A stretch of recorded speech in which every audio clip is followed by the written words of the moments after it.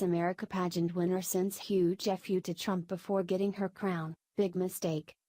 Americans are beginning to face the fact that nothing with any significant viewing audience will be free from political rhetoric. Politics are no longer relegated to CNN and C-SPAN, and it's getting old. If there's a viewing audience, it's a safe bet that there will be some political points scored, and the Miss America pageant was no different. While many applaud the group's organizers for trying to make it about more than just beauty, if their plan was to help out Americans, they failed miserably. The only thing that was successfully helped was the agenda constantly trying to turn Americans against President Trump. The questions asked of the contestants weren't even veiled to sound like they were unbiased, and the contestants went along for the ride. Independent Journal Review reported on some of the more controversial questions put before the would-be winners of the pageant. The first was put to Miss Texas, and she was less than positive toward the president. Last month, a demonstration of neo-Nazis, white supremacists and the KKK in Charlottesville, Virginia turned violent and a counter-protester, sick, was killed, Judge Jess Gagel said. The president said there was shared blame with very fine people on both sides. Were there? Tell me yes or no, and explain. I think that the white supremacist issue, it was very obvious that it was a terrorist attack, Wood replied. And I think that President Donald Trump should have made a statement earlier addressing the fact, and making sure all Americans feel safe in this country, that is the #1 issue right now. Sound familiar? That's probably because it's almost exactly what the liberal media has been telling us ever since the rally happened. These judges are obviously only interested in hearing their own opinions parroted back to them in the contestants' voices. Just imagine what would have happened if she had mentioned that one of the organizers of the hated rally was originally an Obama staffer and that the whole thing might have been a political ploy. I don't think that would have done much for her beauty queen career. But the questions weren't over yet. Miss North Dakota Kara Mund was asked about Trump's decision to pull out of the Paris Climate Accord. 195 countries signed the Paris Agreement, in which each country sets non-binding goals to reduce man-made climate change, Judge Maria Menounos said. The U.S. is withdrawing from the agreement, citing negligible environmental effects and negative economic impact. Good decision? Bad decision? Which is it and why? I do believe it's a bad decision, Mund responded. Once we reject that, we take ourselves out of the negotiation table. And that's something that we really need to keep in mind. There is evidence that climate change is existing, so whether you believe it or not, we need to be at that table. And I think it's just a bad decision on behalf of the United States. Mund would go on to win the Miss America pageant.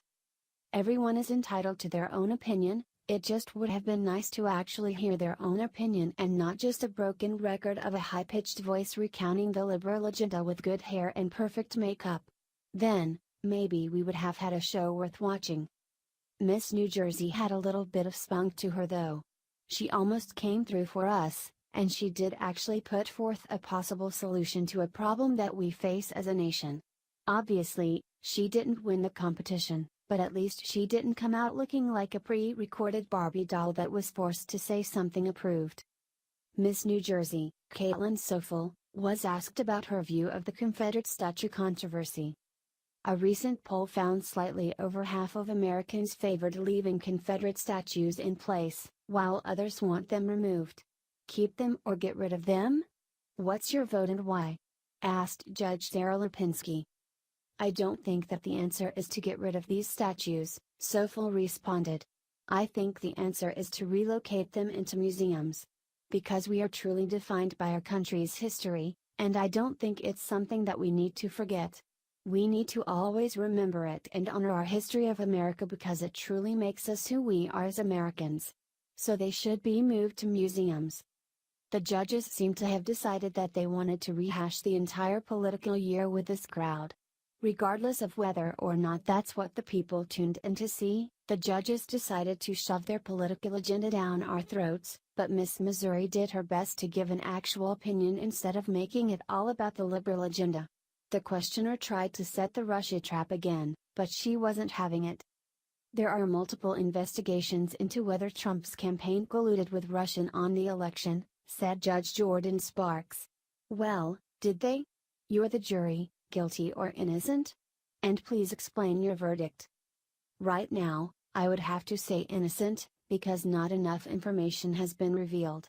We are still investigating this, and I think we should investigate it to its fullest extent.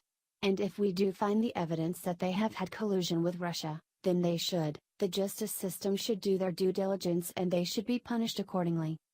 Overall, the contestants' answers were representative of the divided nation we live in. Ultimately, the Miss America crown was awarded to Miss North Dakota Caramont, who gave a decidedly negative evaluation to President Trump's decision to pull out of the Paris Climate Accord. Here's how Twitter responded to the anti-Trump questions and answers. It seems that Miss America has gone the way of the NFL, and they're looking to make the pageant all about political issues instead of neutral entertainment for all. Their antics have not gone unnoticed, however, and Americans are beginning to get fed up. Apparently, only liberal puppets are eligible to win this competition, all others need not apply. H/T, Independent Journal Review. Share if you think Miss America should be more American in the questioning.